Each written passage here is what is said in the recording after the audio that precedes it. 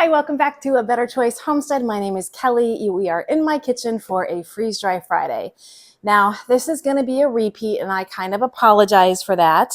But on my channel, I focus on food, and on Fridays, it is food preservation in the form of freeze dry. And these are beet chips. Now, I know that I did do a video a few weeks ago. I did both dehydrated and freeze-dried beets, but that was the first time I had done freeze-dried sliced pickled beets, and I just did them in a single layer. And then I shipped those off to my brother, both the dehydrated and the freeze-dried. He absolutely loved them. He wanted more, so I bought 50 pounds of beets, and I dehydrated the bulk of them because that was his favorite way. My favorite way was the freeze-dried because they are actually chips, like crunchy chips when they come out. But I didn't get a whole lot of them because I had to do a single layer, or I chose to do a single layer because I had not done beets before. So I have pre-frozen. Yeah, they are really frozen. The trays are frozen together. Hold on. Ugh. All right. These are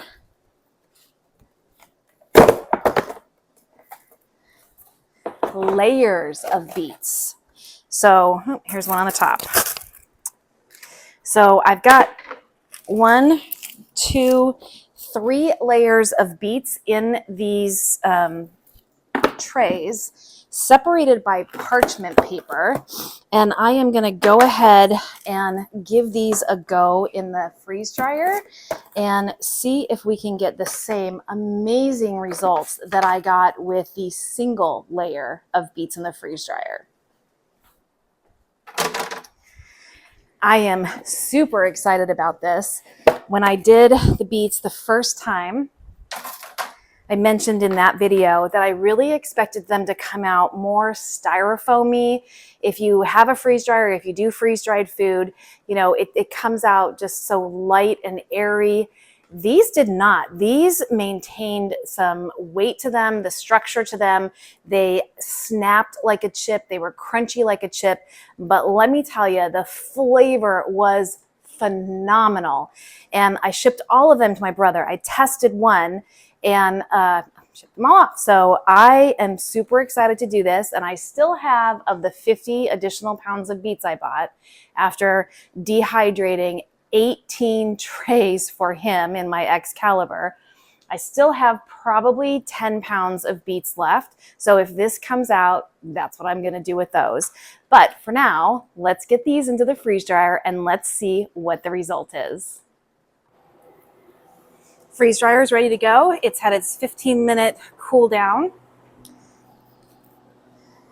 going to go ahead and get those beet trays loaded right in.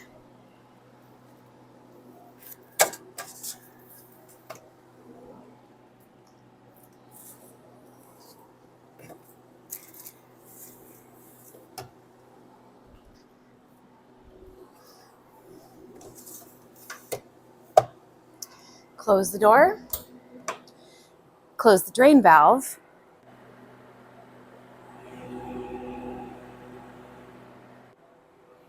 And press continue on the machine. Now this is going to go through its freezing stage. It's not going to take too long because these beets are pre-frozen. Then it will go into a sublimate phase where it extracts all of the liquid out of the food and traps it against the inside of the drum in the form of ice. Then it's going to go through a dry phase and then an extra dry phase. I have mine set to 9 hours for extra dry time. I find that for the most part, that is plenty of dry time, but we will see. I will check it when that process with those 9 extra hours are done. And if it needs more, we'll add more, but I think that should do it.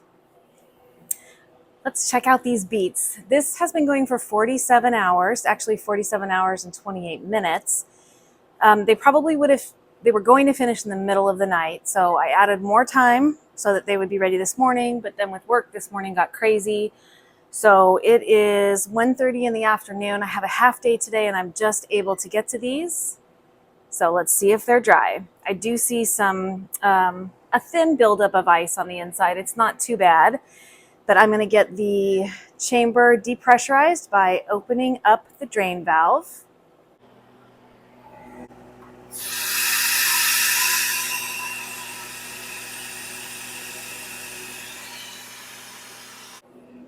And let's see what we've got. They smell amazing. I'll tell you that right now. They are definitely crispy, but let's get them into the kitchen and we'll just make sure that all 3 layers on each tray are totally dry. All right, I've got a glass jar here. That's what I plan to put these in because these are not going to go into long-term storage.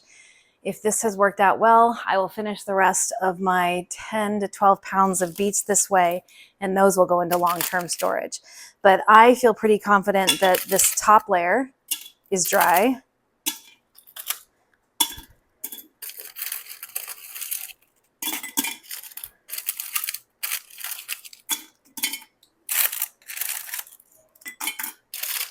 So let's check out layer number 2. And this is just, parchment paper that I had cut down to size.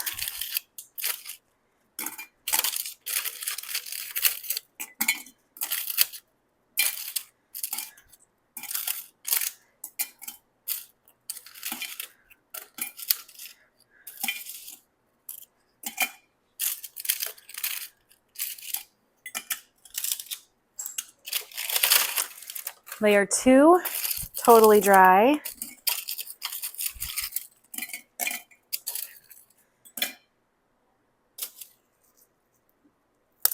And layer 3, totally dry.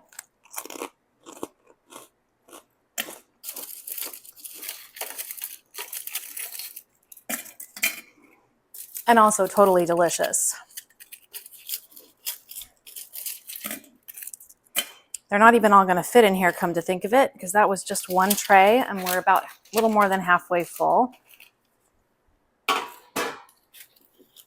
So I will get some Mylar out as well.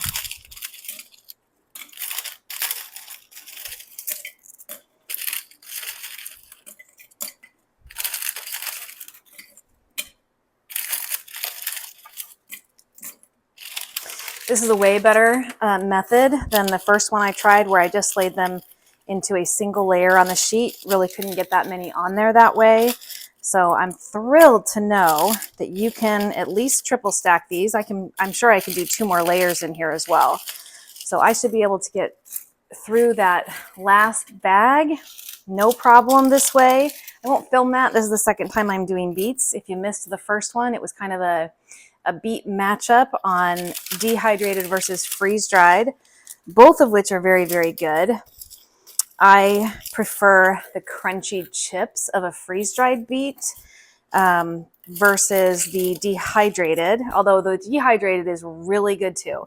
It's just more of like a fruit leather, and I prefer crunchy, but they're both delicious. In fact, I have 2 gallons of the dehydrated sliced beets to send to my brother. And I might give him some more of these freeze-dried ones as well, because he did like these. He just preferred the dehydrated ones. All right, so we got two trays into a 1-gallon jar. So I'm gonna go ahead and put a lid on this, and I'm gonna go and get a Mylar bag for the rest of these. In fact, what I'll probably do is send this to my brother, and then I'm done with his. So total of 3 gallons worth of sliced pickled beets.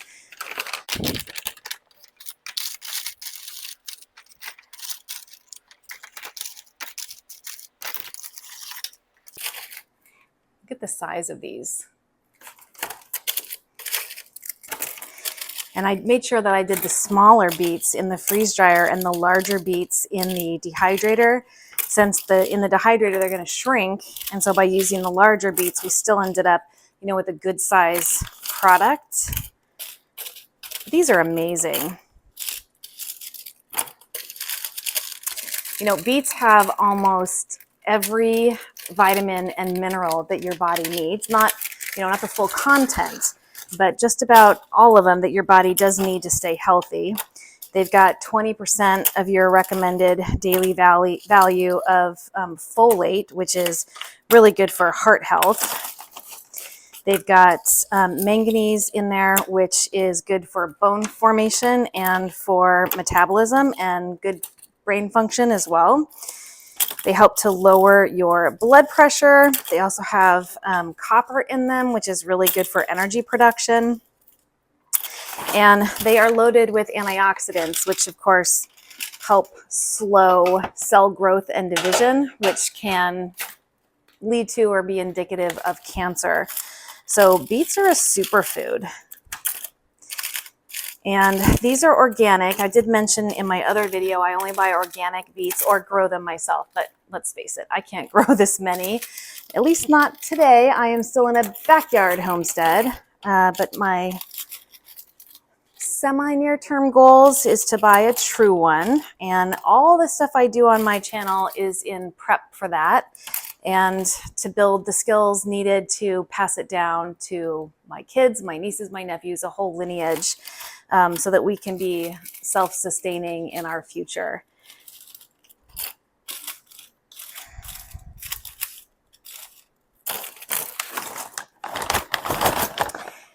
So anyway, as I was saying, these are organic beets. I will only buy or grow organic beets because there are 45 different nasty pesticides that are used on beets when you grow them conventionally or when you buy conventionally grown beets. And while most people are obviously going to wash them and then peel them before they consume them, you're still eating pesticides even after they've been peeled. So I highly recommend organic beets, and these were very affordable. I think 25 pounds from Azure Standard was a little over $1 a pound. The quality is phenomenal. The flavor is phenomenal. The size is unbeatable. They were the size of softballs for the most part. Some were the size of baseballs. And the ones I grow in my backyard are the size of golf balls. So I'm still practicing though, still trying. All right, this is our last little bit of these.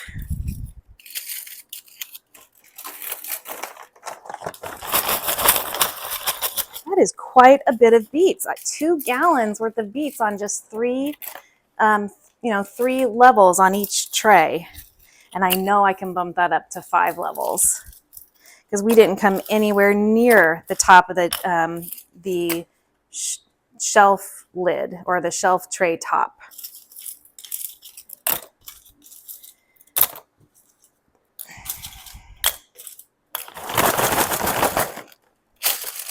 I'm just going to use an oxygen absorber in here.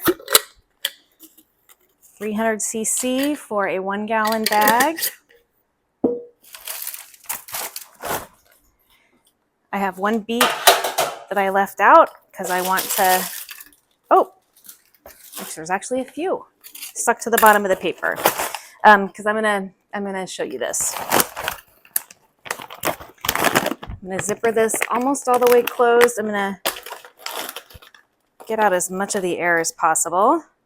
The oxygen absorber will take care of the rest.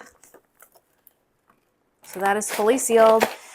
I'm going to heat seal it above the tear notches here, which is above the zipper. So I'm just going to make sure that my tear notches are not on the seal plate. They're towards me. The orange light is going to go on right here, and it just went off, meaning that is sealed. So we have a double seal on this bag.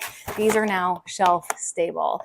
So I'm just going to write on here what these are. I'm going to put them with the batch of stuff I'm sending over to my brother in California. Here it is, the beet chip. Now these are pickled beets. I have done them both ways now. I've done them plain and I've done them pickled, and they're both good.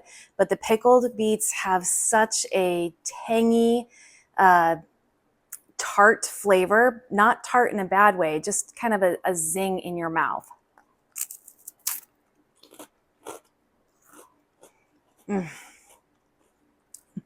They are so, so, so good. I think you can hear the crunch.